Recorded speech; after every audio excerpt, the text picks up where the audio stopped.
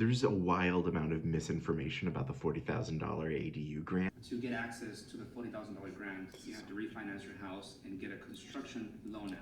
Correct. A type of construction loan. And there's many.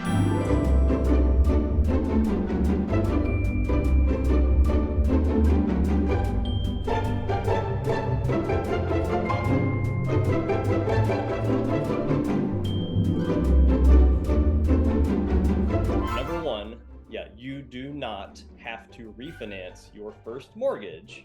You do not even have to take out a mortgage at all to access the grant. So that's number one. I know a lot of people have hit the CalHFA site.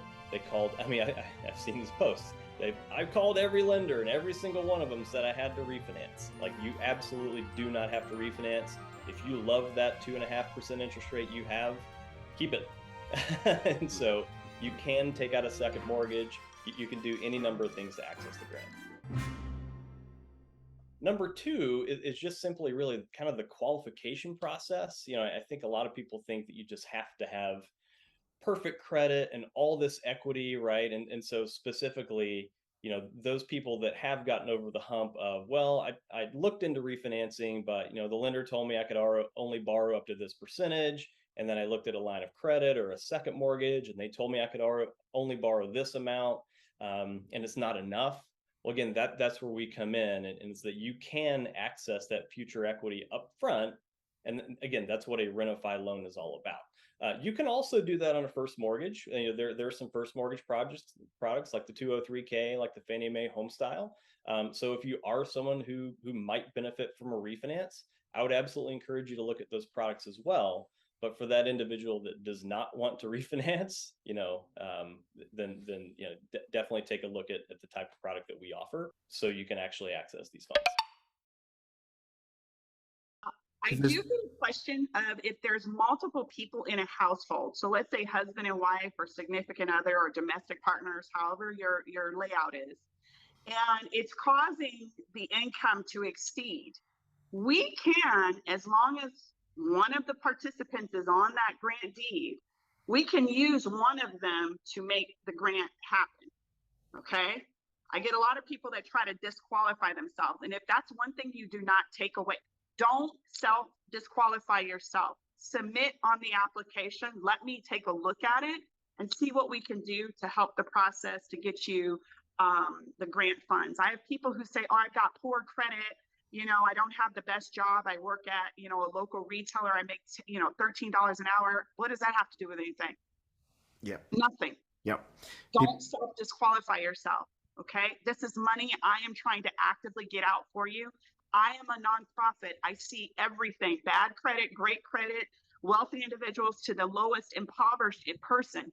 Let me be the one that determines yes or no, you can qualify for those grant funds. The money is here. Okay. We've all been complaining, how come the grant funds have not been accessible? I think prior to us getting approval, there were 17 approvals. We basically have in the pipeline 200 approvals. As soon as I get back to my desk, we're going to be issuing approvals.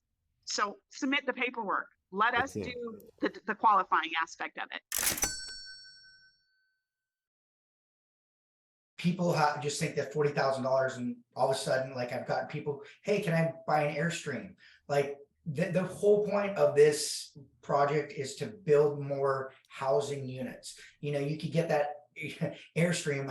It sounds funny, but I do get questions like that. They want a permanent fix, whether it's stick built or prefab. They want to make sure that we're getting more units, more supply out there, because we're in a housing crisis. A lot of people have the misconception, and this is just because they don't know building costs, and they read, hey, I'm going to get a $40,000 grant, and that is going to cover the cost of building a brand new ADU in their backyard. And they're very let down that, oh, it's not, you cannot use the money for construction, you cannot use it for materials or labor. And there's no ADU that I know of that you can, a freestanding ADU that's going to be built for $40,000. If they want to build an additional ADU, we can apply it for only one ADU, but we can do them, help them build a second ADU or a third ADU if they want. I mean, there's a lot of different things, as long as it's applied, the grant for only one of those ADUs. So if you're thinking about building a JADU and an ADU, or if you're thinking about building a couple ADUs, in order to get to our minimum of 200,000, that's an option too. And if you think about it, it just puts you in a better position, because now you've got additional rents, additional value in your property. Saying, hey, I've thought about remodeling my bathroom or my kitchen.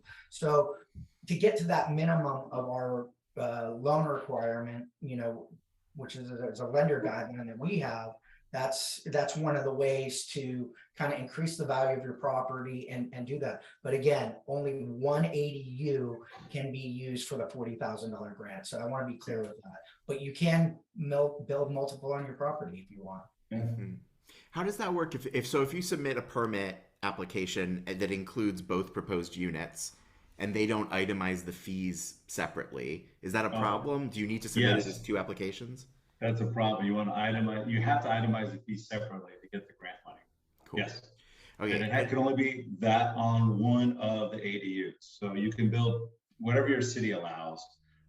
And each city is different. I don't want to get down that path. Sure, That's sure. But That's but helpful. for us, This is why you guys are pros. You understand the rules, and you can help people navigate if they know they're building at least one ADU that's eligible. It's really interesting to start the conversation, but that's kind of where a lot of detail comes in. Right. So you want to make sure, and I mean, like I said, I have a strong builder background, so we help builders if they need it to itemize. You know, basically, it's called this pre-development or soft cost for just that one ADU. Yeah. That's where the grant money is going to go to. Yeah. Yeah. So we help builders.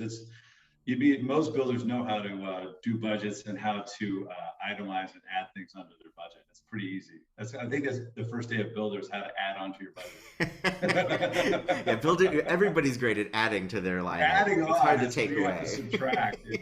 Check out this playlist if you want to learn more about the 5 things we've just covered. And if you like the 5 lies format, I stole that from my friend Christina Smallhorn, who does awesome real estate videos. And good luck getting accurate information out there, dispelling all the myths while you build your ADU, get some housing built in California.